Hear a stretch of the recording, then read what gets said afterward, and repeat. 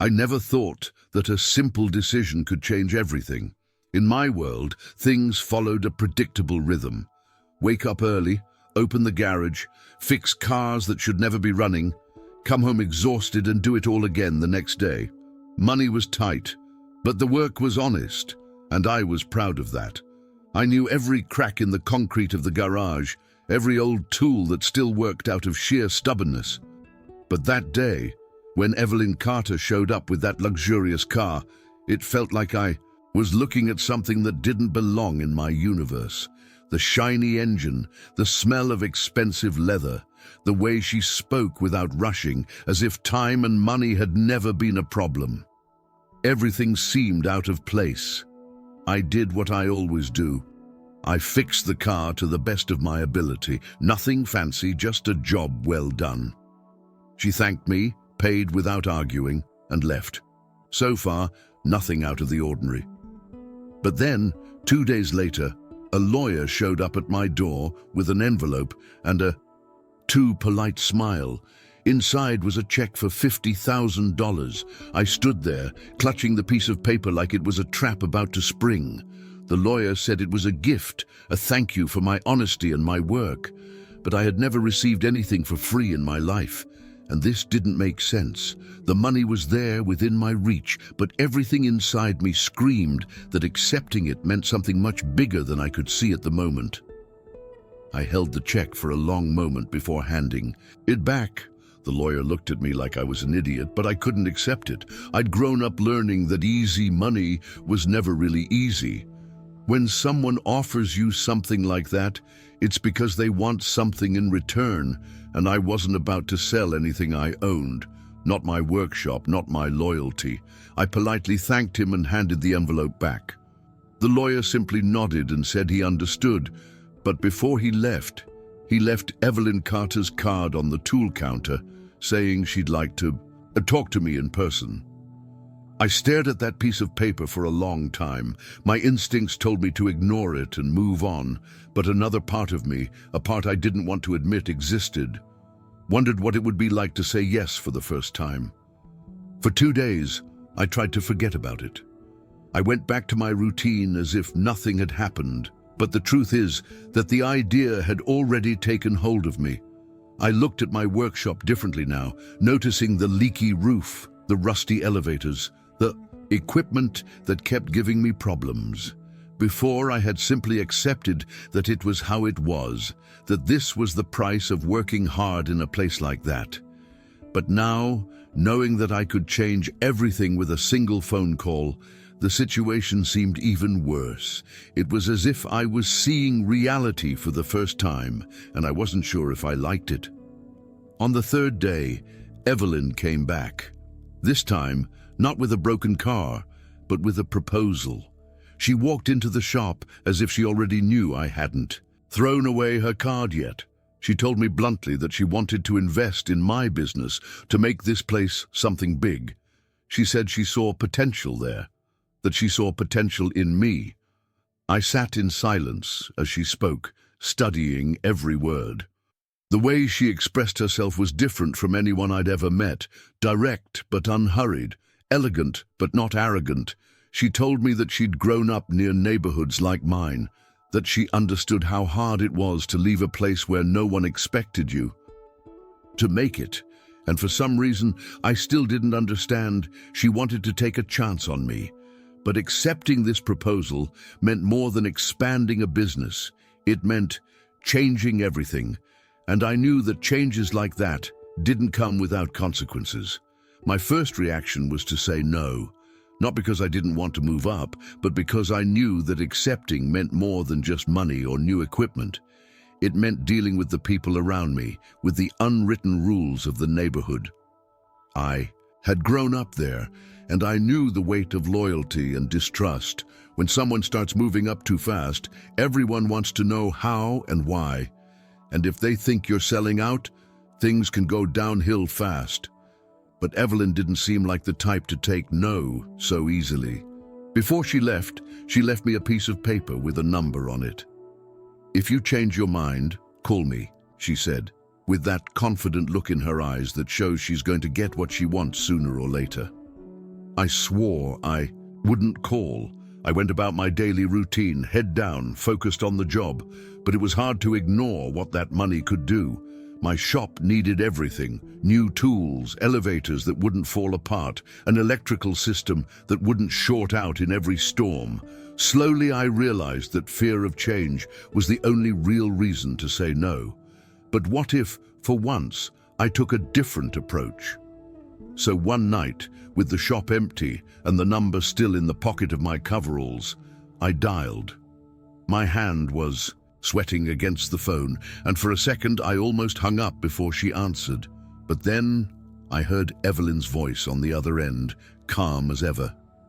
And in that moment, I knew there was no going back.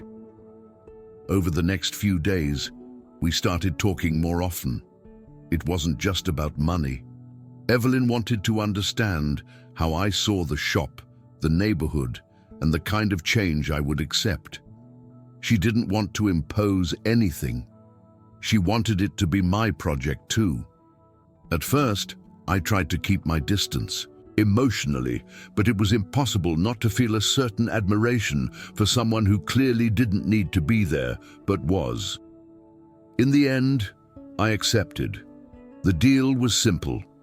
She would invest in the shop, but I would remain in control. Within a few weeks, the renovations began.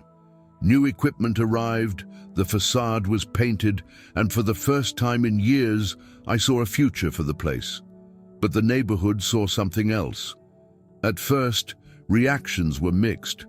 Some old customers liked the change, saying that finally someone was truly investing in the neighborhood. Others, however, didn't see it as a good thing. The chatter started slowly, like a background murmur that I tried to ignore. But it didn't take long for the comments to reach me. "Since when do you hang out with people like that, Marcus? Are you trying to be the boss now?" And it wasn't just talk. Friends who used to stop by the garage to chat started to avoid the place. Things change when you try to leave the place where they've always put you. What used to be just a mechanic trying to survive was now seen as betrayal. But I still thought that with time, that would pass. I thought people would understand. I thought the work would speak for itself. But the first warning came quickly. One morning, I arrived to open the shop and found the door covered in graffiti with a clear message: "Not here." My heart raced in my chest, and for a moment, everything in me told me to back away. But then I took a deep breath, grabbed a bucket, and started cleaning. I knew it wasn't just paint. It was a message that someone didn't like what I was doing, but I had already made up my mind. Whoever it was, they weren't going to intimidate me so easily. But the neighborhood had its own rules, and I was about to find out just how far some people were willing to go to keep things the way they had always been. The second warning came in a way that I could no longer ignore. I arrived at the workshop one morning and found the windows broken, tools scattered across the floor, as if someone had made a point of making it clear that this was no simple robbery. The feeling that took over me was not just anger, it was a knot in my stomach, a mix of frustration and exhaustion. I had spent my whole life trying to keep my head down, do my job, avoid problems. Now, when I finally had a chance at something better, it seemed like everything around me was conspiring to pull me back. Evelyn showed up shortly after and saw the damage. I expected some reaction from her. Maybe regret for having gotten involved in this, maybe even the decision to get out. But she just took a deep breath, assessed the damage, and said, "If you want to keep going, I'm in." That's when I realized I couldn't back down anymore. No matter what happened, I wasn't going to give up. But the problem was, the neighborhood wasn't going to back down either. I started to feel the stares on the streets, hear the whispers as I walked by. People who had once respected me now looked at me like I was a stranger, and deep down, maybe I was becoming one. The shop was growing, but at a cost I couldn't yet calculate. I was becoming someone who defied the invisible rules of this place.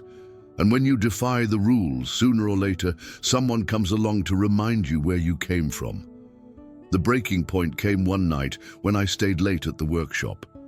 I was alone, checking over some new parts that had arrived, when I heard a noise outside. At first, I thought it was just a dog rummaging through the trash or a car driving too slowly down the street. But then came the dull sound of something hitting metal. I approached the door and saw 3 silhouettes outside. The butterflies in my stomach were immediate. Before I could react, a rock crashed through the window, sending shards of glass scattering across the floor. My first instinct was to run outside and face whoever it was, but something inside me held me back. If I did that, it could end. Much worse. They didn't just want to destroy my workshop. They wanted me to get the message. I didn't call the police, not because I didn't want to, but because I knew it would only make things worse. In my neighborhood, calling the police was like declaring war. The next day, Evelyn showed up as soon as she heard about it. She looked at the damage, then back at me, and for the first time, I saw something different in her face. Not just determination, but concern. If you keep this up, they'll try. Something worse, she said. I knew she was right, but what could I do? If I backed out now, it would be like admitting defeat. But if I kept going, I knew I was dealing with something bigger than just a garage. What had once seemed like an opportunity was now turning into a conflict I never imagined I'd face. That night, I sat in my garage for hours, staring at the damage and trying to figure out how I got there. I just wanted to work, to grow, to have something better. But the neighborhood didn't see it that way. To them, I was walking away from who we were, selling my soul to an outsider. But what choice did I have? Spend the rest of my life fixing up old cars, making just enough money to survive? No, I refused to accept that. But the fear was real. What if they decided to go beyond threats? What if the next attack wasn't on the garage, but on me, on someone I loved? That's when I asked myself for the first time, is it worth it? The next day, I made a decision. If they wanted to see me as an enemy, then I was going to act like someone who wouldn't be intimidated. I brought in a security team to install cameras and reinforce the doors. I hired more employees to show that the shop wasn't going to stop. And most importantly, I reached out to the people who were still on my side, customers, friends, neighbors who believed in what I was trying to do. I wasn't going to hide, but deep down, I knew this wasn't the end. I could try to protect myself. I could move on as if nothing had happened, but it was clear that this game was far from over. Evelyn didn't back down either. The following week, she showed up with more investment, more equipment, and even brought in contacts of businessmen interested in helping the shop grow. If I had thought she might give up before, now I was certain she wouldn't, but this only increased the tension in the neighborhood. People saw it as definitive proof that I had sold out. The stares became more intense, and conversations stopped when I walked by. Even my old work partner, Tony, who had always been by my side, began to treat me coldly. "Do you really think you can change everything without consequences?" he said to me one night before leaving without waiting for an answer. Those words stayed in my head for days because deep down, I knew he was right. The final blow came from where I least expected it. One day, I received a notice that my main supplier would no longer be delivering.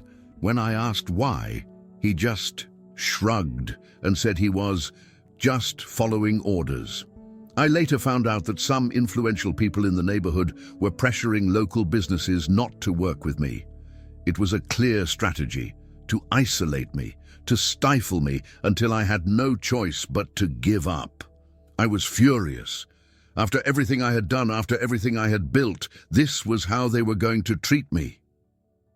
Evelyn tried to calm my anger, telling me that we would find another solution, but at that moment, something inside me began to break. I was tired of fighting a place that seemed determined to destroy me. That night, I sat in the small back office of the shop, staring at the bills, at the notes about the parts that hadn't arrived, at the unanswered messages from customers who had once trusted me. I felt trapped. No matter how hard I tried, there always seemed to be something holding me back. And so I asked myself, what if I just stopped? What if I accepted that this place would never change? I closed my eyes and tried to imagine my life without this struggle, without the constant feeling of swimming against the tide. But deep down, I knew that if I gave up now, I would never forgive myself. I had already come too far. It was Evelyn who pulled me out of my whirlwind of thoughts. The next day, she showed up at the garage and asked me to come for a ride. We parked on a quiet street where the houses were small but well kept. "My dad grew up here," she said, looking around. "He fixed cars just like you.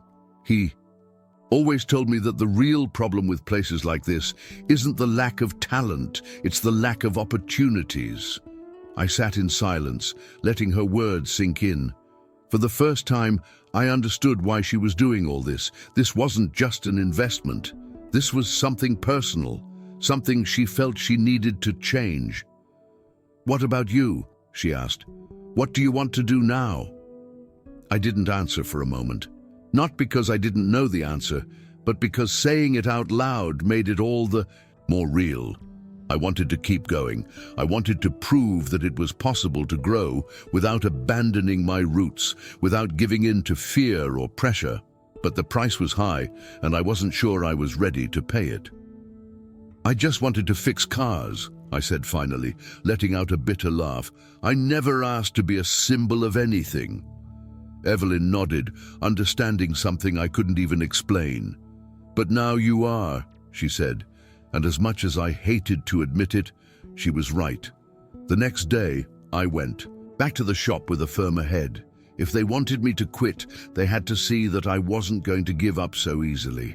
I made calls, looked for new suppliers, looked for alternatives, and surprisingly, some people started coming back. Some old customers, old friends, who saw that I was still the same guy I'd been before.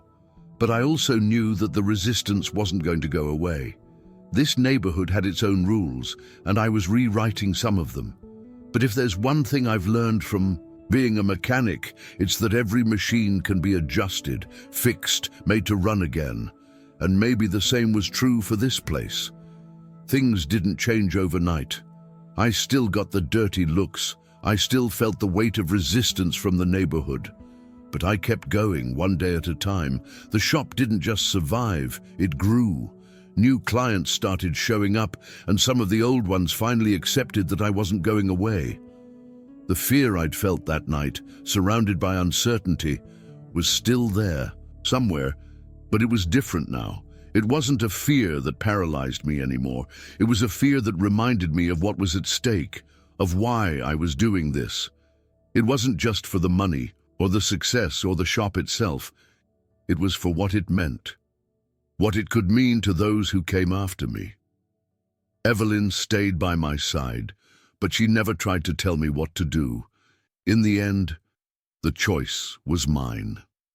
And looking back now, I can't say exactly when everything changed, whether it was when I accepted that first check, or when my garage was broken down, or when I realized I would never be the man I was before all this started. All I know is that I have changed, that this neighborhood has tested me in every way possible, and I've still stood. And maybe, just maybe, that's enough. Time passed, and the dust began to settle, not because people forgot, but because they realized that I wasn't going to give up. There were still those who were rooting against me, waiting for the day when I would fall flat on my face and leave.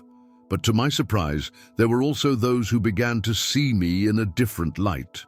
Old customers who had previously avoided me came back, as if they were testing the waters, trying to understand if this new Marcus was still the guy who fixed their cars without any fuss. And in the end, that was what made the difference. Not the speeches, not the money, but the consistency. The fact that I was there every day getting my hands dirty with grease and doing my job. Evelyn never tried to tell me what to do, but she never backed down either.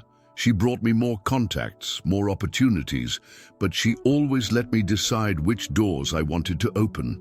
And that made me think a lot about what it really meant to change. Was I selling out my neighborhood, as many said? Or was I proving that there was another way? I didn't know the answer, but I did know one thing. The shop was mine. Not Evelyn's, not the neighborhood's, not those who wanted me to fail. And as long as I was standing, I would keep fighting for what I was building. Still, the fear never quite went away. Every time I locked up the shop at night, I wondered if I'd find everything intact the next day. Every new customer who walked through the door could be someone genuinely interested in my service or someone who wanted to test me. But slowly, I began to realize that the real test wasn't what other people did. It was what I would do, given all of this. The neighborhood had always had its rules, and I had broken some of them, but I was also creating new ones, showing that there was another way, and maybe that was what scared so many people, not the change itself, but the fact that it was happening, whether they wanted it or not.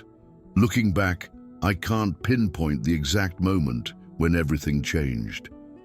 Maybe it was when I picked up Evelyn's check, or when I saw my garage destroyed and still decided to keep going.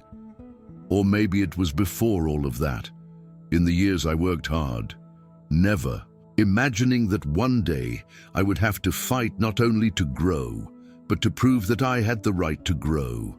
I don't know. But I do know that I'm not the same Marcus I used to be. I'm not just a mechanic trying to survive. I'm a guy who decided to pay the price of change, and no matter how high that price is, I don't regret it.